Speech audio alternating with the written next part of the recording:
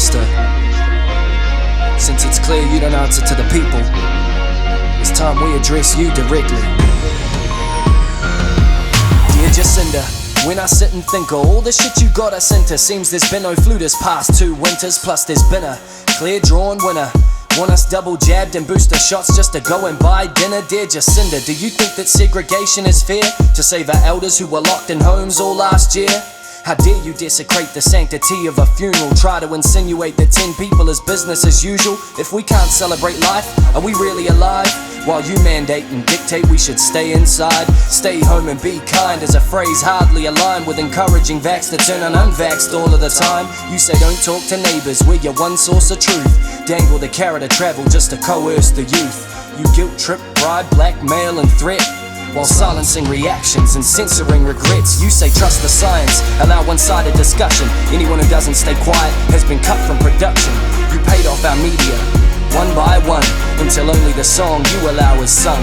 Quite the conundrum, a legacy that you cannot run from, while the lie is unraveling and fabrication's undone. Dear Jacinda, you can threaten me all you like, you won't break my will, I won't join your right. I won't do as you say, won't forsake my rights, won't betray my heritage, my ancestors fight. The freedom that they bled for, I won't let that die. Make me take that jab, you'd have to take my life. You're mistaken if you think that you can push us round. The cause is not lost while we're above ground. Dear Jacinda, look at the corner you backed us into. Got me dodging needles like I was a fucking ninja. Invalidate my feelings with this talk of virtue. Watch the fall from that high horse, it just might hurt you. How dare you say people have informed consent? Keep pushing and be the cause of the people's dissent. I would've minded my own if you just left me alone. It's on the street signs, letters and texts on my phone. I know this is ridiculous, I bet you get a kick from this, while you make sure the COVID propaganda is ubiquitous. Dear Jacinda, how the fuck you sleep at night when you know that these laws you passed are just not right? You give us no choice but to stand and fight these proposals that take away our right to life. Ironic, right? Cause you passed the reform to abortion bill that let full-term babies be murdered still. Yeah, I support the right to choose, but that's horrid and abhorrent, while you empower cops to burst in homes without a warrant. And you don't even stop to take a motherfucking breath.